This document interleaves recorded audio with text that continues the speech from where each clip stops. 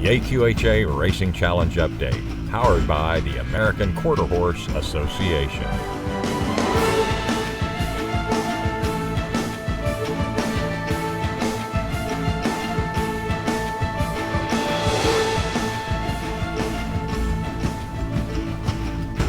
Hello and welcome to another edition of the AQHA Racing Challenge Update. I'm Jim Byers.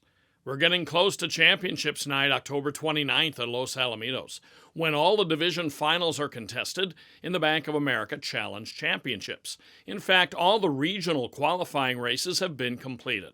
There were some 50 of those across 4 countries, with the winner in each getting a spot in the appropriate division in the final. Should the winner of a regional opt out or become ineligible, then the second or third place finisher in that race could become the replacement based on challenge rules.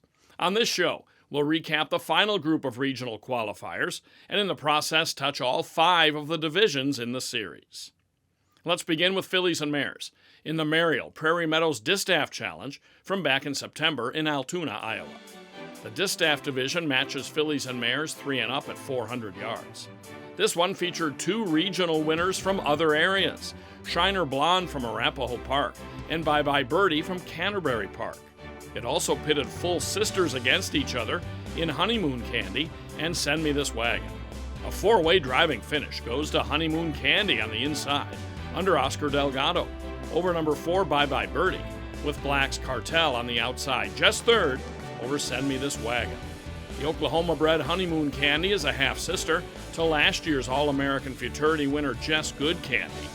Bred by Michael Pohl, who owns her along with Donalda Pohl, Honeymoon Candy is trained by Stacy Charette Hill.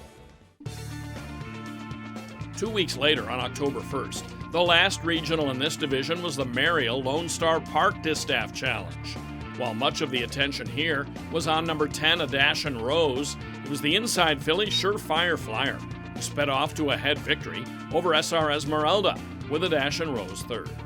A maiden as recently as February, the New Mexico-bred Surefire Flyer has been a fine development for trainer Adrian Huitron and owner Israel Solis Jr., becoming a stakes winner from this third win from 10 starts. On September 17th, Prairie Meadows carded 4 challenge races, and one of their most popular in terms of entries was the John Deere Prairie Meadows Juvenile Challenge. This division is for 2-year-olds at 350 yards. This one needed 3 trials to set the field, and one of the trial winners repeated in the final. On the inside, Faster Than Hasta rallies for a neck score over the favorite CR Game Changer, with the outside runner DF Girly Girl third. The Wyoming-bred Faster Than Hasta is owned by John G. Johnson and trained by Robert Johnson. Cody Smith, the winning rider. Rounding out the John Deere Juvenile qualifying races was this October 9th dash at Will Rogers Downs in Claremore, Oklahoma. Another winner from the inside, as First Rate Return draws off impressively under James Flores. Owned by Terry McLean and trained by Jerry McLean, the Oklahoma-bred First Rate Return ups his record to 3 for 5, with this 1-length tally over Hope He's the One and JC Wild Rose. Still to come, we'll return to Lone Star Park, Prairie Meadows, and Will Rogers Downs for more regionals on the AQHA Racing Challenge Update. If I could tell my horse one thing, you've shown me what it is to dream. And because of you, I've known what it's like to realize those dreams. You gave me the confidence to see I was capable of the best, and you proved to me that hard work really does pay off. You're not just my horse. You're my family. I may hold the reins, but you hold my heart. 3-year-olds have options in the Bank of America Challenge Championships. They can stay within their own age group or try older rivals in the championship division. Time to look at the final 2 regionals in the Derby division for just 3-year-olds. On September 17th, it was the Adequan Prairie Meadows Derby Challenge, 400 yards the distance. And the Oklahoma-bred filly Jess Painter Lips likely would have won this race at any distance. She annihilates this group by 3 1/4 lengths under Jorge Torres for her 4th win in 5 career tries. PYC Mischief took a big photo for second, with Foul Play third. Bred and owned by Michael Pohl, Jess Painter Lips is trained by Stacy Charette Hill, That owner-trainer combination also took the Mariel Distaff Challenge we showed earlier on that Saturday card at Prairie Meadows. The Adequan Derby Regionals were completed at Will Rogers Downs on October 9th by a Texas bred with a tough act to follow. Countryman's Jazz won his trial for this by 4 1/4 lengths. And racing on the inside here, he fends off Corona Suerte and Keeper for a more conventional 3/4 of a length win. Bred and owned by Sarah Husky, Countryman's Jazz is trained by Rick Robinson, Augustine Silva, the jockey. Let's stretch out the distance now and look at the final 2 regional qualifiers in the distance division. 3-year-olds and up go 870 yards in these. On October 1st, the Andrini Lone Star Park Distance Challenge had a rough start for Jess a Little Rusty, who bobbled an unseated jockey J.R. Valenzuela. Jess a Little Rusty ran with the herd all the way, but from the back, EC Cartel proves to be much the best under Donnell Blake, finishing 1.5 lengths to the good of Fire on the Fly and the Field Cricket. 7-year-old Texas-bred gelding, EC Cartel is trained by Judd Curl for Alejandra Carrion. Back to Will Rogers Downs for the 8th and final Andrini Distance Challenge October 9th. 1-5 favorite Admiral Zumwalt appears to be in a match race with the horse to his inside, Apolitical Courage. But joining the festivities late is Juno Dat Timber. At the end, Admiral Zumwalt holds on by a 1/2 length over Juno Dat Timber, with Apolitical Courage third. A stakes winner going 400 yards a year ago in the AQHA Fall Classic at Will Rogers, this Oklahoma-bred 4-year-old has stretched out well for owner Terry McLean and trainer Jerry McLean. James Flores, the jockey. The Grade 1 Bank of America Challenge Championship is the big race on October 29th. 3-year-olds and up take part in that championship division. The final offers a purse in excess of $353,000 at 440 yards, and has been won by some of the best horses of the past 2 decades, including Taylor Fit, SLM Big Daddy, and Cool Q Baby. This year's last championship qualifier took place at Prairie Meadows on September 17th. The BOA Prairie Meadows Championship Challenge is itself a Grade 2. Already a qualifier in this division from Canterbury is AJ's High, a championships night fixture from the past 2 years. He's the heavy favorite from Post 7, but never gains an outright lead, and faces a stiff challenge from Abundance to the outside. At the wire, Abundance gets the head bob over AJ's High, with Tempting Valor third.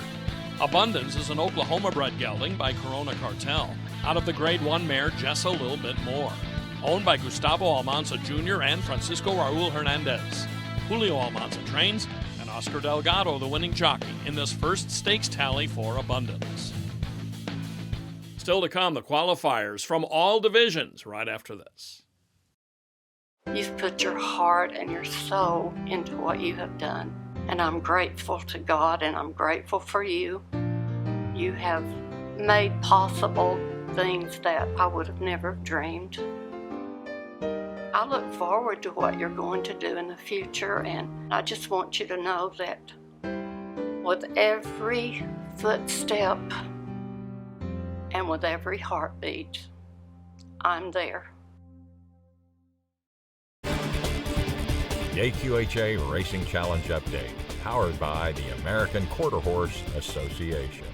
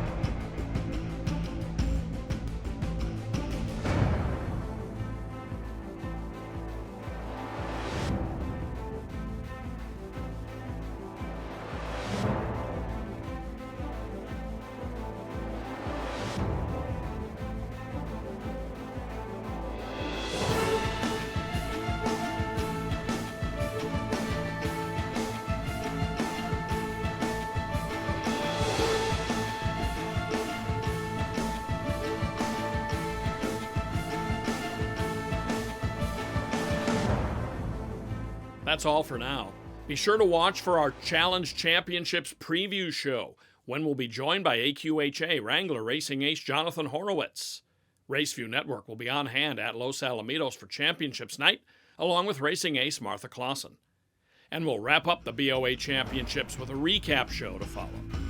I'm Jim Byers. For all of us at Raceview Network, thanks for watching.